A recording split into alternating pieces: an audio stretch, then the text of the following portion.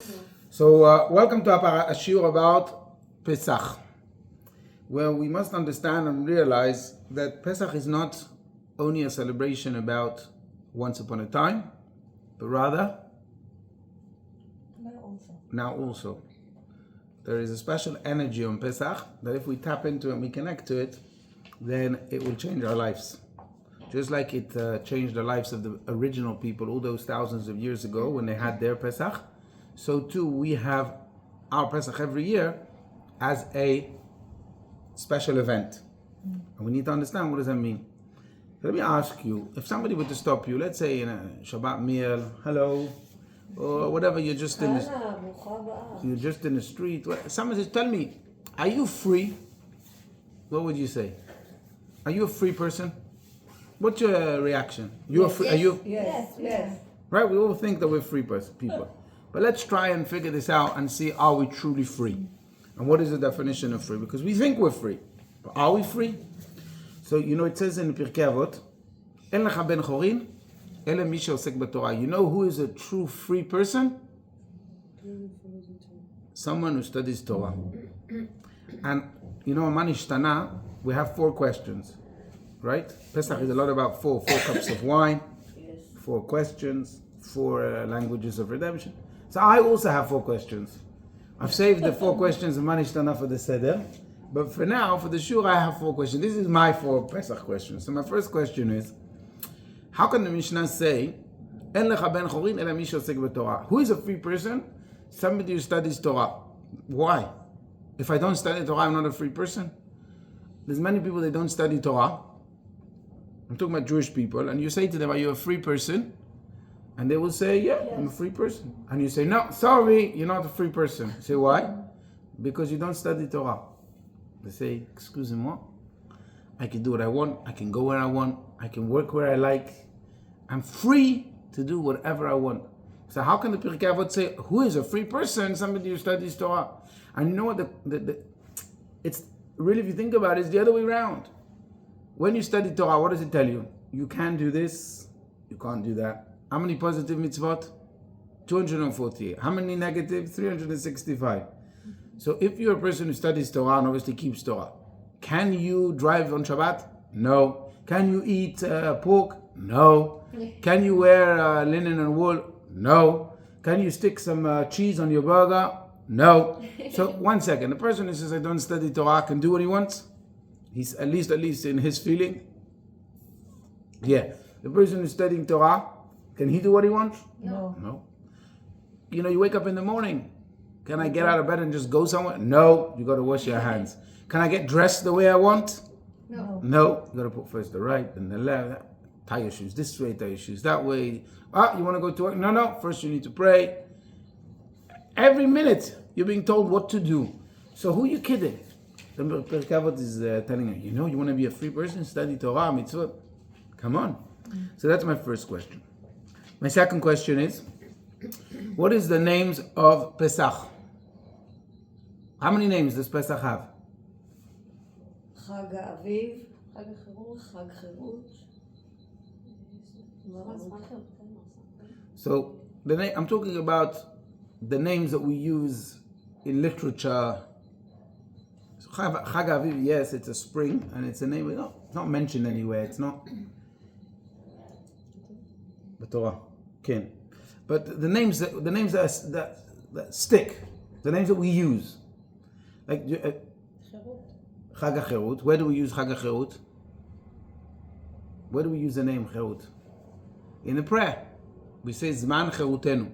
Right? In the Shacharit, Musaf, when we're talking about Pesach, we say the time of our freedom. So it's called Chag HaMatzot is another name. Where do we say Chag HaMatzot? In the Torah. In the Torah, it's called Chag HaMatzot. You're right, also we mentioned it in the Kiddush. So we have Chag HaMatzot, which is in the Torah. We have Chag HaCherut, which is in the prayer.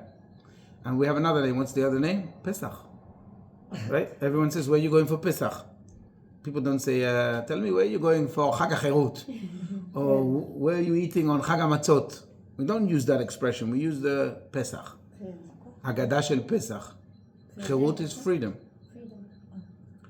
So why does Pesach have three names? Chanukah has only one name. Because you have I know we say Chag HaOrot or whatever. Purim has one name. Rosh Hashanah has one name. Yom Kippur is one name. Why has it got three names? I mean, as Jews, we cannot agree. You say this name, I say that name. You know, it's like Jewish people. One guy says to his friend, Shalom Aleichem. What does he answer? Aleichem Shalom. He has to answer different. I say Chag HaMatzot. In the Torah, it says Chag HaMatzot. No, I want to say Chag HaCherut in my prayer. In the prayer, I say this. I want to say, why? There must be something to it. Are they connected, the different names? Is there a connection between the three names? There is few signification of Pesach. That's why they've got few names. You're right.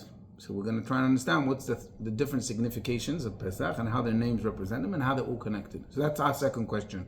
So Yoel, what's our first question? What are we trying to free? Like Why are we saying that freedom is when a person studies Torah? The second question is, why do we have three names? Third question. Chag Cherut. And you were asking, what is the word Cherut, right? You weren't familiar. What's another name for Cherut? Anyone know for freedom? Chofesh. Chofesh means freedom. It means holiday also, right? When we say we're going on holidays. Why do we call it Chag HaCherut and not Chag HaChofesh? In Israel, modern Hebrew, most people will say, when they're free, let's say a person's left prison. He was behind bars, and now he's going to prison. You'd say, what do you say in Hebrew, Michal? No, someone is in prison. Yatsa lachofesh. Right? We talk about, he goes, freedom is chofesh. We use that word.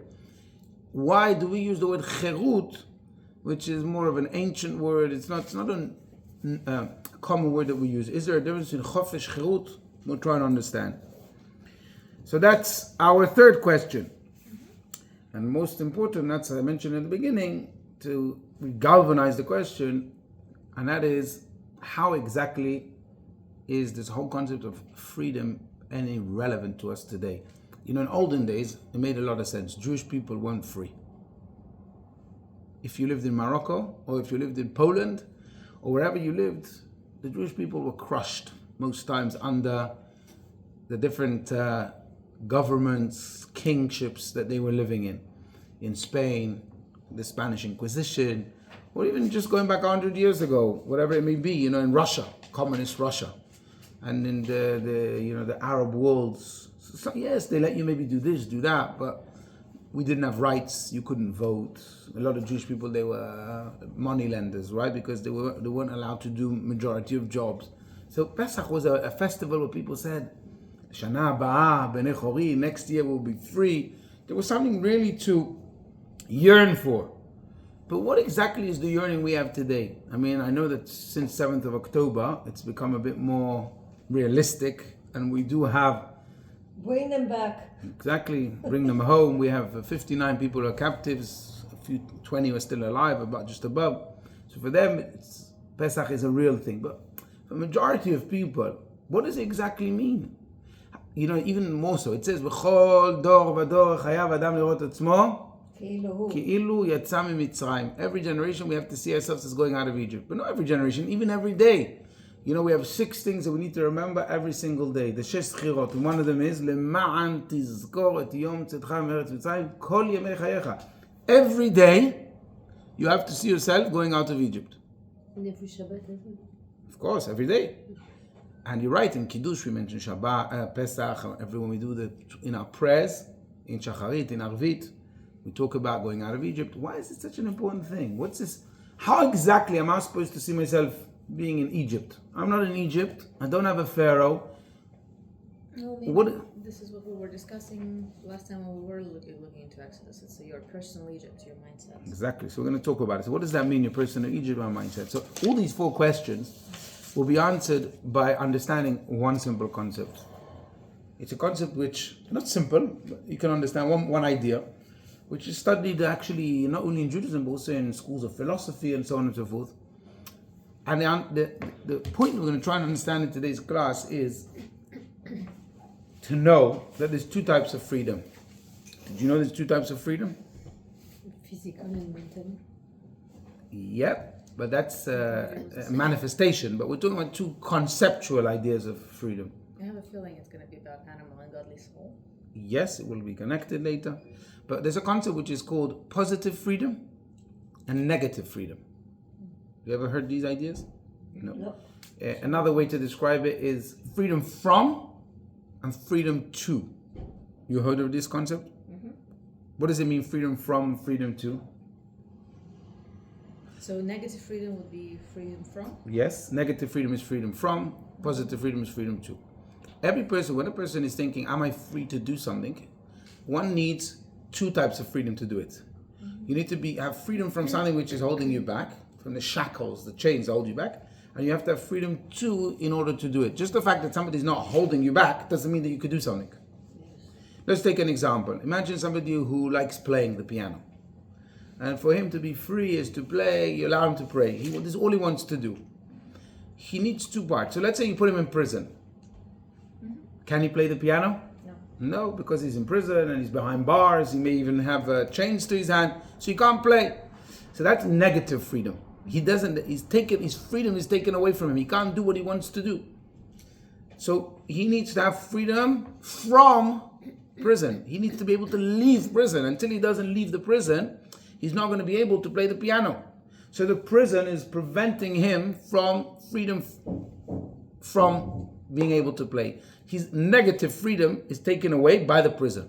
Does that make sense? Mm-hmm. Okay, so let's say he left the prison. Okay, that's it. His negative freedom is now not compromised. There's nobody holding him back. There's nothing which is preventing him from doing what he wants. Nobody's saying to him, you can't. Do whatever you like. Can he play the piano? Yeah. Theoretically, if he had one, but if he doesn't have a piano, then he can't play. Huh? Can go to King's Cross Station. So he needs to go to King's Cross Station, but he needs to have a piano. So the fact that somebody is not holding you back, it doesn't mean that you can actually do something. Freedom from prison doesn't mean you have freedom to play the piano. You need to have a piano. Do you understand? So that he can play. So when he has a piano, he has the freedom to play his piano. Without it, even though there's nobody preventing him, he can't do it. So in life, we need freedom from and freedom to. So we need to make sure that there's nothing holding us back. Even if there's nothing holding us back, we need to be able to make sure that we have what to do for our freedom. So let's work our way on both of these freedoms. Do we have freedom from and do we have freedom to? So when I asked you, are you free people? You said yes. But the first question really should be are we free from and are we free to? So let's work it out. Are we free from and are we free to? So are we free from? We have negative freedom? What would you say? Is there anything holding you back? Are you in prison? Is there? No. You would think no. I think the mental boundaries are usually the ones that Mental boundaries, okay, what else? Social boundaries, exactly. The laws, yeah. But laws are there for your benefit. We'll discuss it. But there was a man called Howard Hughes. Anybody heard of Howard Hughes? It's a very, very famous man. He lived in America. They've actually made a film about him. I forgot the name of the film. But he was a wealthy, wealthy man, and he was into planes, aviation. That was one of his big things. And he flew planes, and he was trying, as they were developing flight, he was risking his life. And at a certain experiment on a plane, he fell, or crashed, whatever it was, and he became a bit cuckoo. I guess I saw the film. You saw the film? What's it called? I don't remember which film. It's Leonardo DiCaprio. With Leonardo DiCaprio? Yeah. Okay. So he then becomes... Yeah, The one that you're running? Yes. No, Catch Me If You Can? No. He's It's making not this plane and then he's become a bit crazy. Howard Hughes, he was a multi-millionaire. Yeah. He was worth billions in today's money. But then he became crazy and he locked himself up in a house and he was scared. He was scared that people were after him. He was scared that people would take his money. But he also became paranoid all about being contaminated, and he locked himself in a room. He didn't let anybody, come into his room. They put him the food and behind the door and he would take it. Anyway, then he died. He died with all his millions and he died as a crazy man, isolated. And when he died, the Lubavitcher Rebbe spoke about it. Normally the Rebbe didn't speak about things like that, about worldly affairs, definitely not about the life of a goy who's, had nothing to do with inspiring Jewish people. But the Rebbe gave a whole talk about it. And what did the Rebbe say? The Rebbe said if something like this happens, then obviously we must learn a lesson. It applies to us. And the Rebbe said what it teaches us is that you'd think that a man like that with so many millions, he's free to anything he wants, right? When you have money, you're free to buy what you want, free to do what you want. No one can stop you. And here you see a guy that he was a prisoner without a master. What does that mean? He was a prisoner in his own mind. He was a prisoner in his worries. The Rebbe said, you think all these rich people, even today, take Mark Zuckerberg and take Bill Gates, and you think they're free? No. They're not. He wants to go to the beach. Just, by himself. Can he do that? No. Why? Because people will harass him. He's scared. Can the owner of Tesla, what's his name? Elon Musk. He says, wherever I go, people want to kill me. Right? People are out to kill him. You're free to go to the mall and do shopping. Can he? No. When they travel, the Rebbe said, they hide the fact that they're traveling. Nobody must know. Why? Because people will come, people, and they're constantly scared. Not only that, when somebody wants to be their friend, what do they think? He doesn't want to be my friend. What does he want? Money. He wants my money, he wants this, interest. So you think that because they have all this money, they're free. They're not free. To the contrary, they have less freedom than the person that doesn't have the money. So this is an example when we think about ourselves and we say, are we free? So we think, okay, Howard Hughes, he was a Meshuggah, he was a billionaire, but I'm a regular guy, so I'm free. Right? But that's not true. Let's be honest. Are we free from our society? No. There's so much pressure because of our society. There was a woman that she worked in a hospice. It's a hospice. And she asked people to list their biggest regrets. And then she took the regrets and she summed it up and she took the top 5, which the ones that most people repeated. Within the top 5, what was the top 1? What was the top biggest regret that people had when they were in a moment of truth, a moment of clarity, just before they died? Not spending enough time with your family. That was number 2. What was number 1? Not doing something that you really want. Not living your life the way you want to live, but rather doing it because... This is sad. Huh? This is sad. It's very sad, but this is the number 1 regret. That means that we all... I was talking to somebody the other day, and she told me she wants to cover her hair. And what did she say? What was the biggest problem? And people say, what's the other people going to say? What's the mother going to think? What's the husband going to think? What's the neighbors going to think? How people going to judge her? I want to cover my hair. You cover your hair. But how people are going to see me? How am I going to be perceived? How are people going to judge me? They're going to say to me, it's going to last, it's not going to last. You become extremist or whatever it may be. So really, I want to do something. And I feel this woman, and she told me, why do I want to do it? Because I feel that this is the call of my neshama. This is what I want to do. This is what I feel. I feel this is a spiritual calling for me. I feel that this is meaningful to me. And even though it's a meaningful thing, what's a contribution to the judgment is what the society is saying. So are we doing really what we want to do? Are we free? Or are we doing what other people are telling us to do? So do we have freedom from? We're talking about still freedom from. Not necessarily. So that's one thing that we need to break away from. If you want to say, when I asked you, are you free? One time I'm not so sure we're free. But not only that, not only our external, there's also our internal. People have bad habits. People have temptations. People have addictions. There's a lot of things in our mental space that don't allow us to be free. That's animal soul. Yeah, but it's not. Yeah, it's animal soul, 100%. It's a personality and so on and so forth. So are we truly free? No. Many people say, people tell me all the time, Rabbi, I'd love to do this and this, or I'd love to be here, but I can't because I'm so used to doing this. I'd love to stop smoking. I'd love to spend more time with my family, but I'm so used to have such bad habits and so. We discussed this last week. Many people would love to focus less on their career and focus more on their family, but they're prisoners of their boss. They're prisoners of their work. They're prisoners of their career. So, how do we become free? We think that we're free, but we're not free. When we just start thinking about it, we make fun of Howard Hughes, but we at the same look in the mirror. We're also not free from. So before we even talk about free to, 1 second, if you're in prison, then you can't even begin to think about what you can do that you want to do. First, let's take away the things that are holding me back. And that's why we have a festival which is called Pesach. On Pesach, and that's why we're saying it's not about once upon a time, it's today. Pesach 2025. What is it about? Freeing yourself from your prison. Either your personal prison or your external prison. A prison doesn't have to be a wall and bars and chains. Prison means that you are doing what somebody else wants you to do, or you're not doing what you want to do. Or you do what you want to do, but it's because... Or because somebody else... you have issues inside yourself. Like a lot of people will go to work and work like non-stop because they can't really be at home, they can't be 100%. around their kids or stuff like that. Correct. So So what how do we you do? fix it with Pesach? How do we fix it with Pesach? Exactly. So Pesach is all about fixing this. And how? Through the matzah. Okay. Eating matzah on Pesach, believe it or not, you know, like you go to the gym to strengthen your muscle. Eating matzah on Pesach is a mental gym to help you break away from your prison, the prisons around us. And who explains this? The Maharal of Prague. It's also brought down, the Rabbi Trevor talks about it a lot. But one of the big strong bases for this is in the Maharal of Prague. Because he asked a very interesting question. You know, we have two types of matzah. We spoke about it before when we were talking about matzah on a year like this, to eat it on Shabbat. One is called matzah ashira, and one is called lechem oni.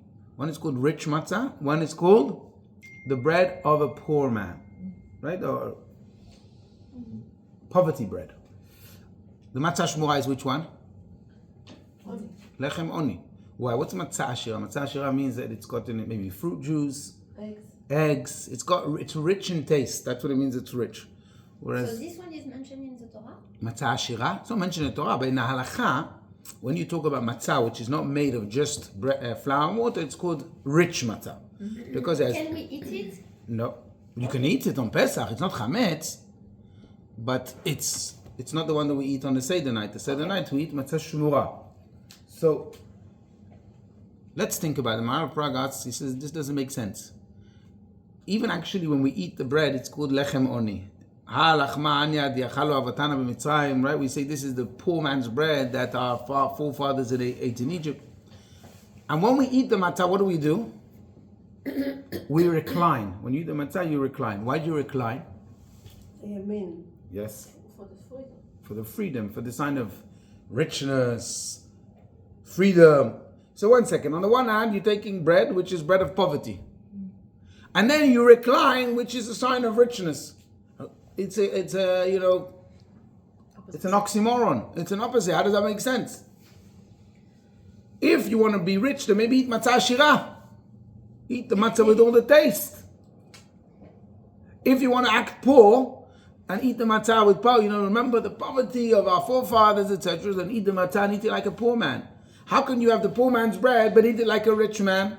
Doesn't make sense. It's to remember the freedom. The answer is like this, is explaining what is freedom.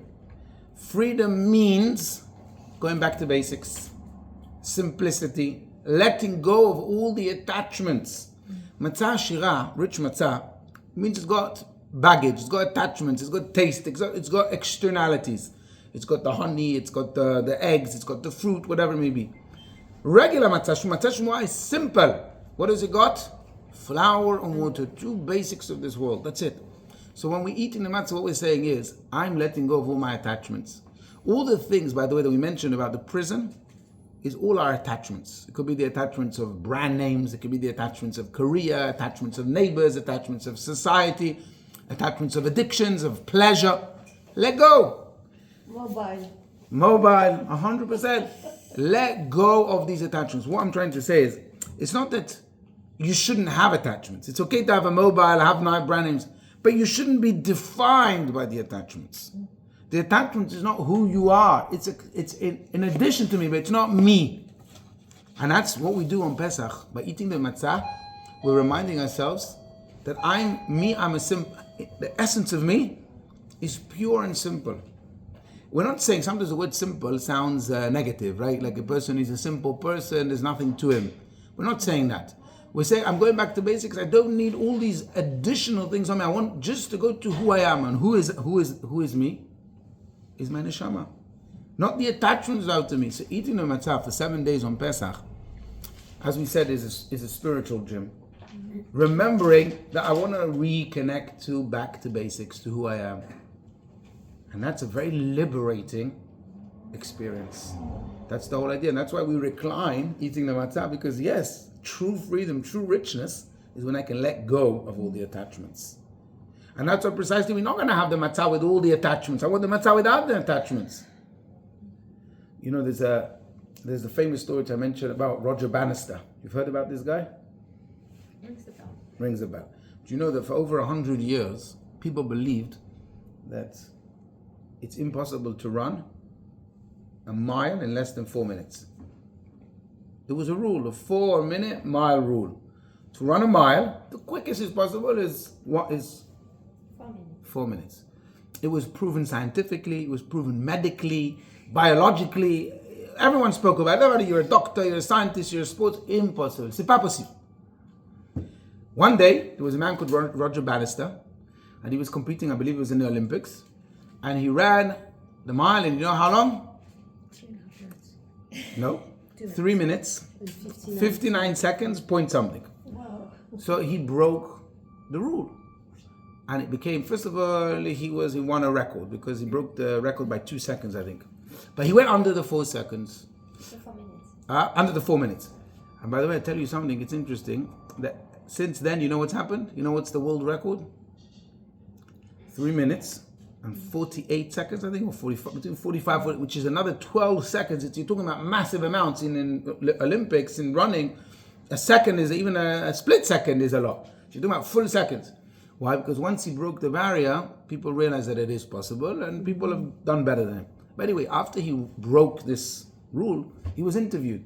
And they said to him, what did you do? How did you know that you can break it? And he said to them, break what? They said the 4-minute mile rule. He said, what rule? Turns out he never knew about the rule. And because he didn't know about the rule, that's why he was able to break it. Yes. You see, when someone gives you a rule, it gives you baggage. Yes. When somebody tells you it's possible, not possible, that's it. So you mentally say, okay, I can't do it anymore. The doctor said it's not possible. Yes. The biggest Olympians, the biggest, the fittest people, the cleverest people, the scientists explain scientifically it's not possible. But when you don't know, then everything's possible. That's why the word impossible comes from the word I'm possible. You need to understand that you can do it. Leave the sophistication, leave the baggage, leave, sophistication, science, medicine. You can be who you are. Yes. That's what the matzah is. That's what the moral says. So a person says, okay, I get it. You can break the barriers, you can let go, but is that possible in everything? I understand, maybe in Olympics it's okay in running, but what about everything? In all my areas of life? And the Maharal of Prague says that when we left Egypt, Yetziat Mitzrayim, Hashem gave us, the Jews, the world, the koach, to break free of everyone's Mitzrayim. It wasn't many people think Yetziat Mitzrayim was something that happened thousands of years ago. It was a one-off event. It's not true. The world got this koach. The world got this ability to break through. And ever since then, we can tap into that energy. And the best time to tap into that energy is on Pesach. Because just like it happened then, Yetziat Mitzrayim, there's Yetziat Mitzrayim on Pesach every year.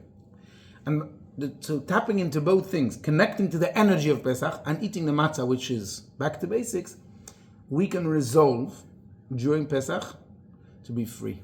Free from. That's what you should be doing. When you're eating the matzah, instead of just crunching in and saying, oh, this one tastes like this, it's thick, it's thin, it's fresh. You're missing the whole point. The whole point is it's to help you doing a physical thing, to help you meditate spiritually. What is your spiritual meditation? Where am I, Mitzrayim? Where's my prison? So we gave the example of I want to cover my hair. I want to keep Shabbat. I want to do more kosher. I want to do more studying personally on a day-to-day. I want to be more connected to Hashem. I want to be more connected to my soul. I want to be less influenced by society. I want to let go of my phone. All these things, everyone knows themselves what is the best thing for themselves. We need to decide as we're eating the matzah, remember the matzah, that we could be like the matzah, simple, let go of the attachments. And if we decide during Pesach, that's when we will get the energy, the bracha to do it. That's what the koach of it is. If you think about it, it's unbelievable. The Jewish people, when they left Egypt, they were in the worst situation possible. There were 49 levels of tumah. They worked avodah zarah. It says, that the angels didn't even recognize them. They thought they were like the Egyptians. And 49 days later, they stood at Matan Torah, And they were the most purest, beautiful, spiritual human beings. Because they made such a big turnaround. Transformation. Huh? Transformation. And ever since, the Rebbe says, ever since the Jewish people did it then, the Jewish people have the power to do it today too. Man. We can make that transformation. You know, this point, this idea, you know, it's what we're saying is actually, it's not to have freedom from. It's not two parts. It's not like I need to let go of all the things around me and then I need to connect to my essence, my neshama. No. Just connect to your neshama. By connecting to your neshama, and all the attachments which are superficial will fly out and the other will go. That's what the matzah is. The matzah is the simplicity. Connect to my simple core, which is my neshama, and you'll be free from all your attachments. You know, one man who really understood it was Viktor Frankl. I told you about it. Of course, My you know. uncle had a shop together with Viktor Frankl Yeah. in Vienna. In Vienna. You know, he was also a psychologist, you know, like Freud, and he was studying Freudian philosophy. And then they believed that what's the motivation, or how does a person really go about life, is connecting to his experience and what he grew up as a child. Deep down, go to your psychology and you'll discover all your issues, your problems. He said it's not about that, it's not about libido. What did he say? It's about finding meaning. Right? He wrote his book, Man's Search for Meaning. And when did he discover that? He discovered that in the Holocaust. Yes. Why? Because he saw that in the camps, the that people survived who had meaning and purpose, who were connected to the neshama, survived. they were the people that survived. They were the people that cared for other people. What does it mean? He said like this. He said you saw that the Nazis, they could control the body. They could control where you go, what you do. But one thing they can't control, your neshama, your essence of how you will, what approach you take. You decide who you are, your dignity, and so on and so forth.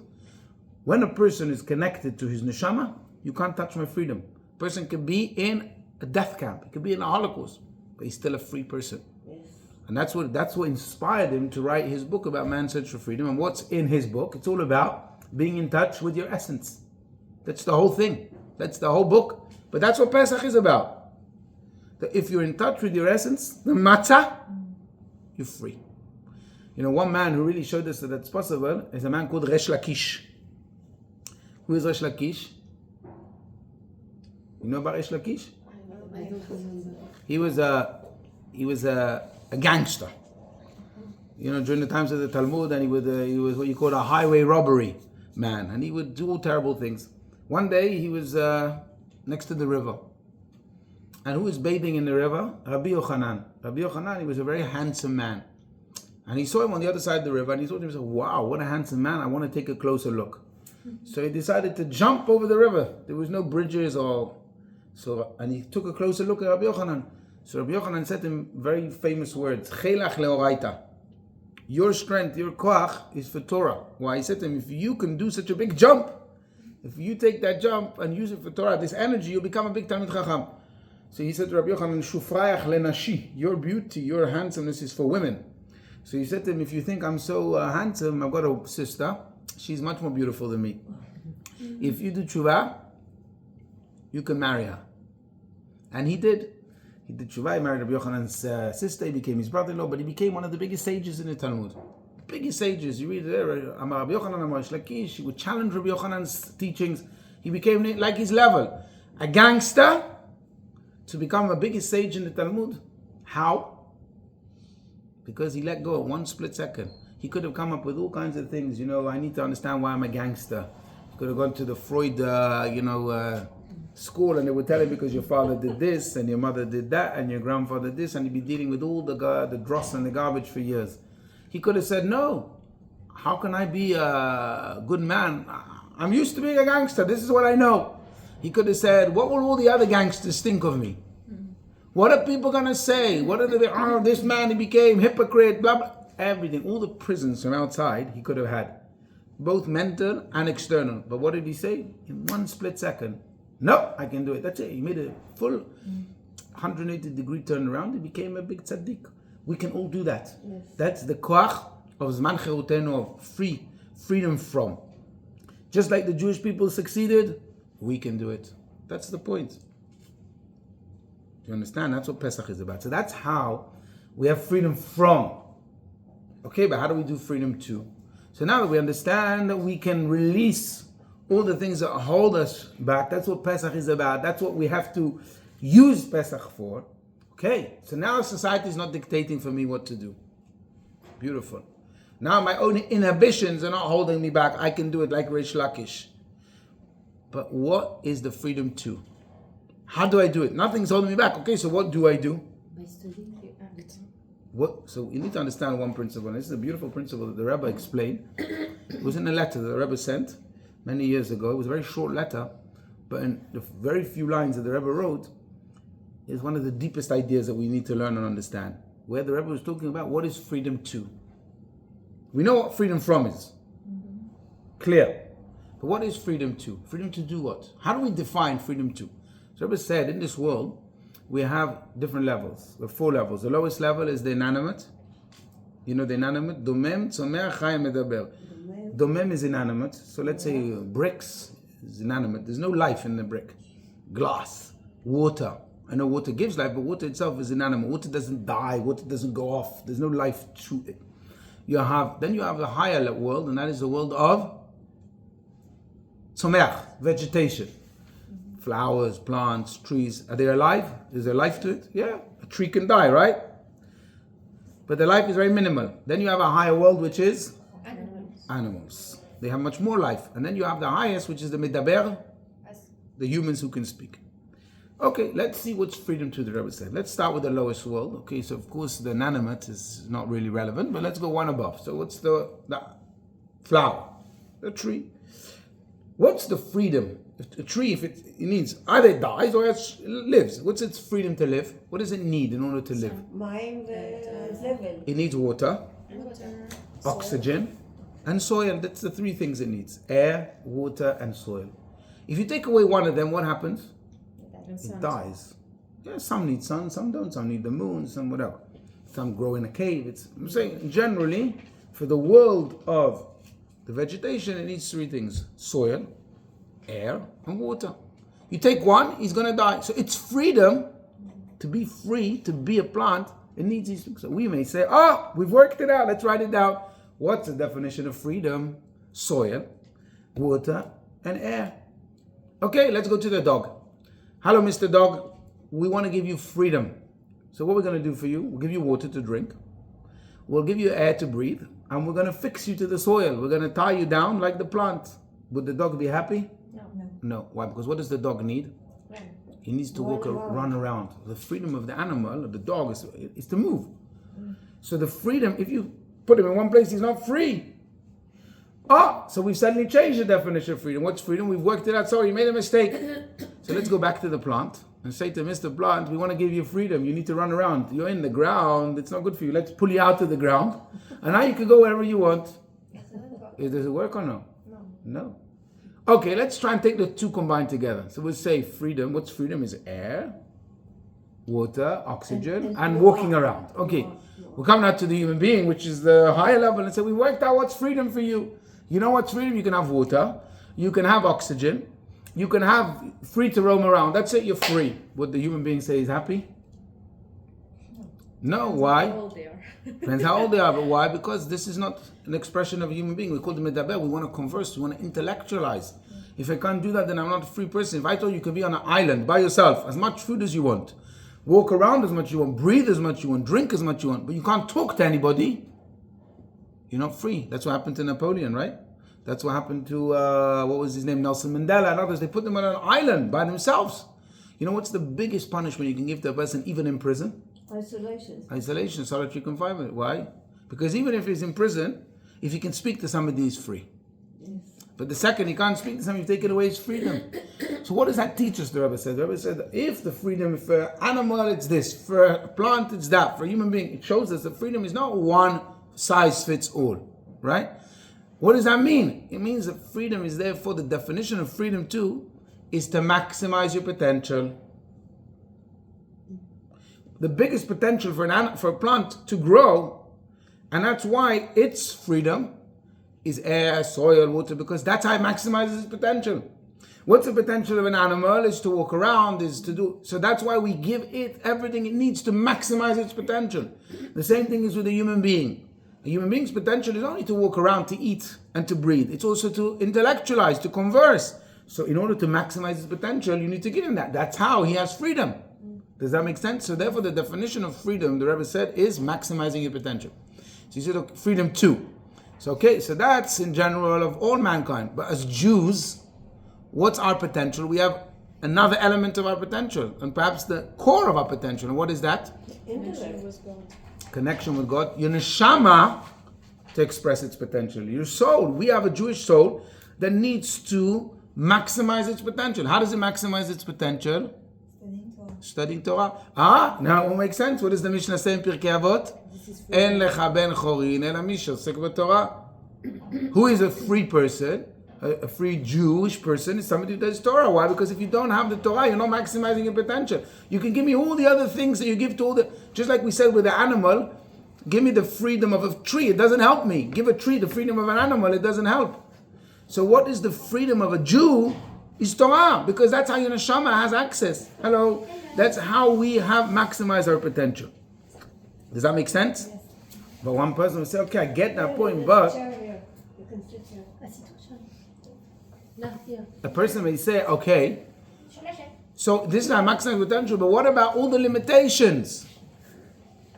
Remember we asked the question, in Torah there's so many limits, you can't do this, so how can you say it's freedom? But if you really think about it, it's only through limitations that you can have freedom to maximize your potential.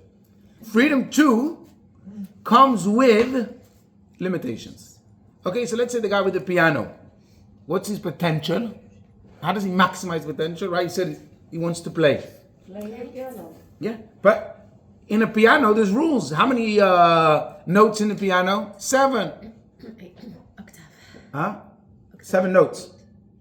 Yes, but then And there's different octaves. But even in the same, you move up an octave, you still go back to the same 7 notes. Right? So if a person says, why are you limiting me to 7? I want 8. Or if I gave you a piano which has 6, it doesn't work. You're limited by the rules of music. That's the only way that you can produce music. If you're an artist, and that's maximizing your potential, is painting, expressing who you are, you need to be limited. Why? Because I need to give you a canvas to paint. What's the size of the canvas? I don't know, let's say half a meter. But now you're limited to that meter.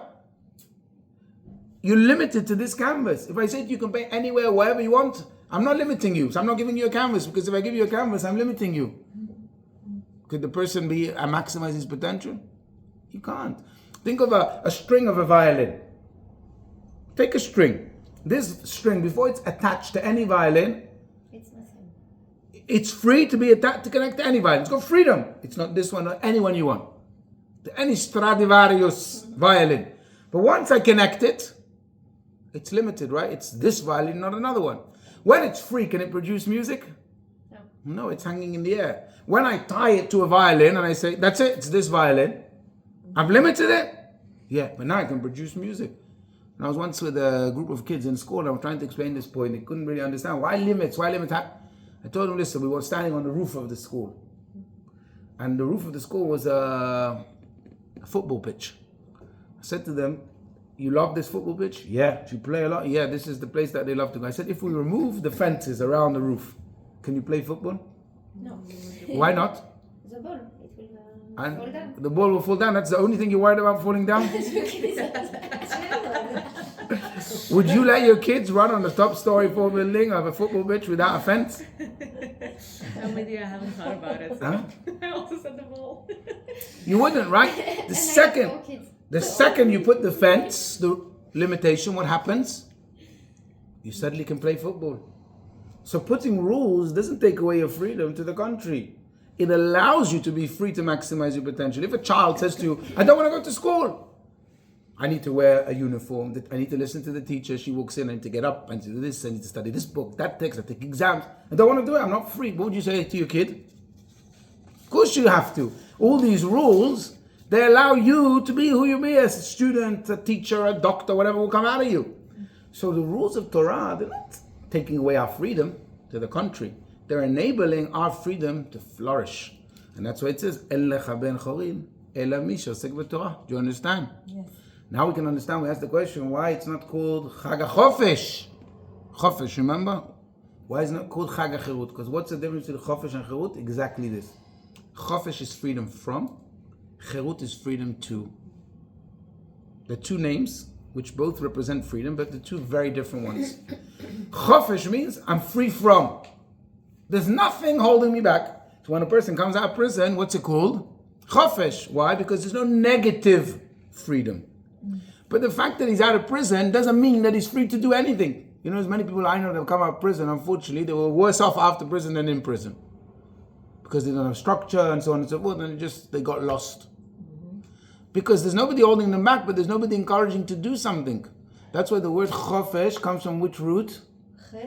In Hebrew, the same word. What's another? Lechapes. You're looking, you're in a search. There's nothing now that's guiding me.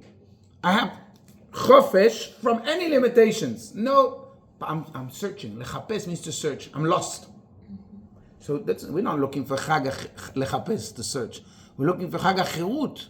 What is cherut? Cherut means freedom to. Why? Because the word cherut comes from the same Hebrew word as charut. What does charut mean? Engraved. What's the difference in writing and engraving is the writing is external, but engraving, charut is... It's internal. It's internal. It's internal. Tough, yeah. It's true. But the Luchot HaBrit, it says the term is charut. It's engraved. It's part and parcel of. Freedom means to find who I am. What's my essence? My neshama, my maximizing my potential as a Jew. So that's why it's so important to understand that freedom has two parts. There's freedom from and freedom to. That's why, you know, when the Jewish people left Egypt, or when they were in Egypt, Moshe came to Pharaoh. What did he say? You know the famous words? Let my people go. And it's become ever since a slogan, let my people go. However, it's only half of the slogan. Why is it only half? Moshe didn't just say, let my people go. What did he say? Because let my people go is only freedom from. Moshe Rabbeinu wants us to have freedom from, or does he want us to have both? So what did he say to Pharaoh? Shalach et ami ve'ya'avduni. That's the verse. Let my people go so that they can serve Hashem. Ve'ya'avduni means to serve Hashem. So freedom from Pharaoh, freedom to serve Hashem. That's the sentence. Mustn't cut it in half. Just let my people go. Let my people go so that they can serve Hashem. That's why you'll find something amazing. Shavuot is what date on the calendar?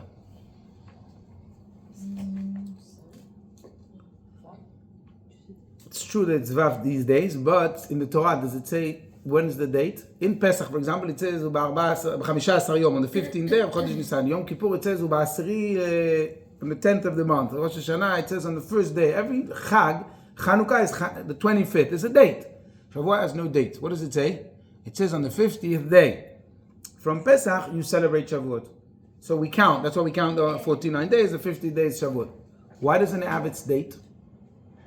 Why is there no date for Shavuot? Today, because we have a fixed calendar, it will always work out on the 6th, like you say, of Sivan. But in biblical times, it could be either the 5th or the 6th or the 7th, depending if it was full months, not full months, etc. Because it's related to Pesach. Because it's related to Pesach, it's got nothing to do with the date. It's to do with Pesach is freedom from, Shavuot is the freedom to, and they're connected. And it takes 49 days. Pesach, we let go of all the shackles, all the external things that hold us back, all the societal problems. We then count the Omer for 49 days, which is Avodat Hamidot. Chesed Shubechesed, Chesed B'Gvura. We work on ourselves to let go of all our problems, so that 49 days later, we're ready, we're free to accept the Torah and maximize our potential. Does that make sense? So that's why it's not got a date, because it's one long Chag. From Pesach to Shavuot, it's one long gym, one long work. We start on Pesach, we go to the matzah, back to basics. We let go of all the stuff so that we're free from. And then we start working on freedom too, through the Sfirat HaOmer, so that comes Pesach, Shavuot, so we're ready to fully embrace and take on all the rules of Torah, which allow us to be the best that we can be. And that's why in between we have another festival, and what is that? Yeah, it's true, like Ba'omer, which is Simcha, no? But that came many years later. What is the festival in the Torah that we have in between? Yes. Nearly, that's true also. But there's one other festival between the first day of Pesach until Shavuot. The last day of Pesach. Yeah, the Seudat Mashiach. The last day of Pesach. Shvi and Shmini Shel Pesach. It's a Chag, right? The last days of Pesach is a Chag. What is the Chag about? The first day is about Yetziat Mitzrayim. We left Egypt. Shavuot is about receiving the Torah. What's the festival of the last days of Pesach? They got free from Egypt. That's the first days. Oh, when we sing the song for the splitting of the Splitting of the sea. Why do we make a big celebration of it? Why has it got our own festival? Because the sea, splitting of the sea, what happened was the sea split and we saw the dry land. We got to the bottom, to the core.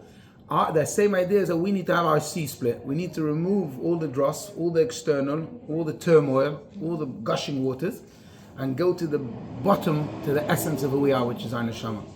The whole idea of the splitting of the sea on Shavuot is not something that happened once upon a time, but something that we need to enact today. We need to split our sea, remove the water, and discover who I am myself down deep below. That's part of the whole process.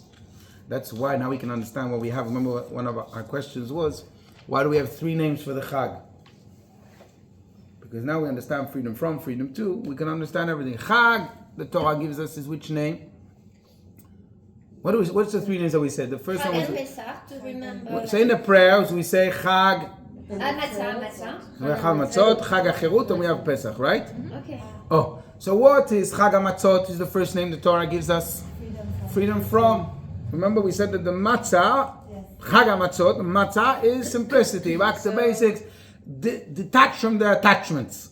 Just who I am. That's the first stage, Chag HaMatzot. Same as Chofesh. No, In a Matzah, way, but Matzah. it's Chag HaMatzah is, but Chofesh is the Chapeh, so we don't use even the word Chofesh, because that's what it would represent. But Chag HaMatzah is much more important. It's going back to Matzah. I know who I am. This is my essence. And then I have Chag HaCherut.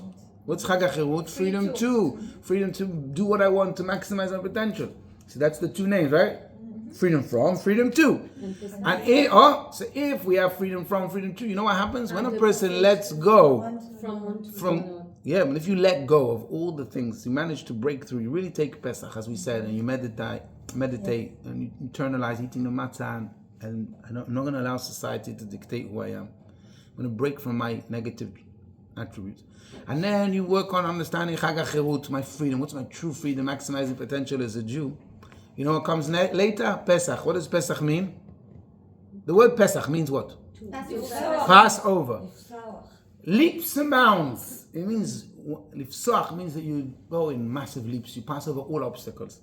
When a person is truly connected to Chag HaMatzot, Chag HaCherut, free from, free to, the sky's the limit. You can bounce over any objection, anything that holds you back, any obstacle, any problem, you just jump over it, no problem. Because when you have freedom from, freedom to, nothing can stop you. Do you understand? Yes. That's the 3 things. So we'll conclude with the fact, that on Pesach, in some Haggadot, it says Chasal Sidor Pesach. Chasal Sidor Pesach, which means that the Haggadah, the order of Pesach is finished. In the Chabad Haggadah, it doesn't say it. Why? Because there is no end. It never finishes. When you think you read a text, you're done, bye-bye. It's a work. It's a mental trip that you're going to go in Pesach. You start, but you have now the 7 weeks. You have Shavuot. It's a continuous journey. So it's not chasal, yalla, finish. We're just beginning. How many times I tell bar mitzvah and bar mitzvah boys, they think I get to bar mitzvah and that's it, I'm done. No, this is when you start. It's not easy. It's tough. But this is how we truly free, and this is how we maximize the potential. And this is how we can jump over any problem. So they tell a story of a man who was living in a village where they had a big clock like we have, the Big Ben. And he turned around to his father and he said, I don't understand why they have this big clock so high on the Big Ben, like the thing. It's not good looking. Every time I want to look and see what the time is, it breaks my back. It's an effort. I got to go like this. Why don't they make the clock eye level? So his father told him like this. He said, it's a good question, but it used to be like that. I'll tell you what happened. He said, many, many years ago, there was a tower which had the clock. And people came and said, it's no good. The tower is too high. You've got to break your neck to see it. Let's bring it down to our level. So one day they got together and they said, okay, we're lowering the tower. We'll make the clock low. So they made the clock low. Well, what happened? People came and they looked at the clock and then they looked at their watch. And they said, the clock is 1 minute too slow. So they moved the wheels at the back. The next guy came, he said, it's 1 minute too fast. People started tampering with it. And before you know it, what happened? It was broken. They took the clock, they threw it in the trash. It was over. So when the society, the community got together, the council, they said, what do we do? They said, sorry, we're going to go back to before. We're going to build the big tower, put the clock up above. Nobody can tamper it. Change doesn't change by the people's moods or watches or personal. Yes, you need to maybe make an effort, put your head up, but you need to look up, and that way you change yourself. You don't change the clock. Why am I sharing this story with you? Because this is exactly the Torah. The Torah is also a tall order. The Torah may be up there on the tower. You need to sometimes say, to follow the Torah, I need to bend my back over. It's hard. It's not easy, and I need to change myself and not change. But this is the only way that we can have it. If we were to bring the Torah down and adapt, people say, reform the Torah, change the Torah. It's okay to do this. In a second, we're going to take the Torah and throw it in the bin. But if the Torah is something which is up there, and we know that it never changes, it's the true way to maximize my potential. I may need to look up, maybe a heart, break my neck, not break, but make an effort. But you know that this is the only way that it's 100%. It's not dependent on time, on people, on society, but it is a beacon of truth that you need to work on yourself to connect to it with all the effort, with all the hardship. That's the message of Pesach. That's what it's all about. Remember, Pesach is not a commemoration. It's not about, Jews, we don't sit there and think, 3,000 years ago we came out of Egypt, so now let's do this, do that. That was very shallow, very superficial. Who cares what happened all the thousands of years ago? Move on in life. I'm looking forward. The whole idea is that we're connecting to the energy of Pesach. We're connecting to the message of Pesach. We're understanding that we need to break out of our mitzvah. We need to work on ourselves. Pesach, eating the matzah, is a meditation. We also have the assistance, the help of the energy of Pesach. There's a beautiful energy on Pesach which will help you more than if you try to do it today. On Pesach, you get a special assistance. So let's tap into this energy of Pesach. Obviously, we got to do the work. We got to start. Tap into the energy of Pesach, the creativity of Pesach, of discovering our freedom from, let go of all the things that are holding us back. Freedom to connect and attach to the real stuff that allows our potential to be maximized. And then we can have true Pesach, Kasher v'Sameach. Amen. Amen.